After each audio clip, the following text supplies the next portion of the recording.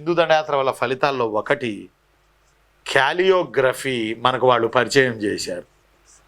అరబ్బులు మనకు పరిచయం చేసింది ఒకటి క్యాలియోగ్రఫీ, అందమైన చేతిరాత. వీళ్ళ చేతిరాత ముత్యాల్లాగా ఉండేది. ఎందుకంటే ముత్యాలను కూడా ఎగుమతి చేసుకున్నారు కాబట్టి అందంగా రాసేవాళ్ళు వాళ్ళు. దాన్ని మనం తీసుకుని మనం కూడా ఆ ఎఫెక్ట్ పడి అందమైన చేతిరాత మనం కూడా నేర్చుకున్నాం. అదొకటి క్యాలియోగ్రఫీ అంటారు దాన్ని. రెండోది ప్రీవియస్లో ఎక్కడో చెప్పాను మీకు నేను, హిస్టారికల్ రైటింగ్. హిస్టారికల్ రైటింగ్ గుర్తుపెట్టుకోవాలి.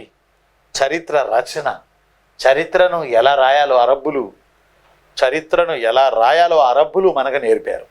చరిత్రను ఎలా రాయాలో మనకు నేర్పారు. ఆ ప్రభావంతోనే 11వ శతాబ్దంలో కలహనుడు రాజతరంగిణి రాశాడు. కలహనుడు భారతదేశపు చరిత్ర పితామహుడు అంటారు. రాజతరంగిణి ఫస్ట్ హిస్టారికల్ బుక్ అంటారు. ఇది 11వ శతాబ్దంలో కాశ్మీర్ని పాలించిన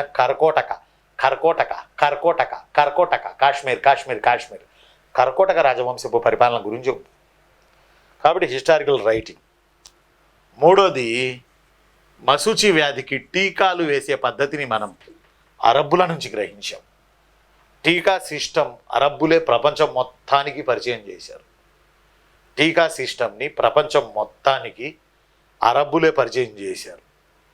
ఇలా అరబ్బుల నుంచి టీకాల వ్యవస్థ, అరబ్బుల నుంచి క్యాలియోగ్రఫీ, అరబ్బుల నుంచి హిస్టారికల్ రైటింగ్, ఈ మూడింటిని మనం అరబ్బుల నుంచి ప్రధానంగా మనం గ్రహించినాం.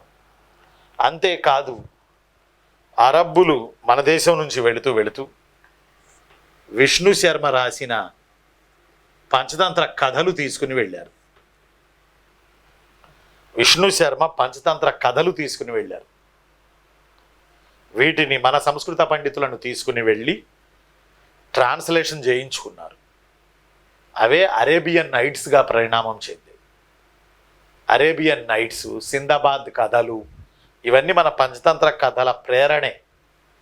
అలానే బ్రహ్మగుప్తుడి బ్రహ్మ సిద్ధాంతం తీసుకెళ్ళి అందులోని జీరోని కాపీ కొట్టి ప్రపంచంలో జీరోని మేమే కనుక్కున్నాము అని అరబ్బులు విస్తృతంగా ఫ్లెక్సీలు వేసుకుని ప్రచారం చేసుకున్నారు.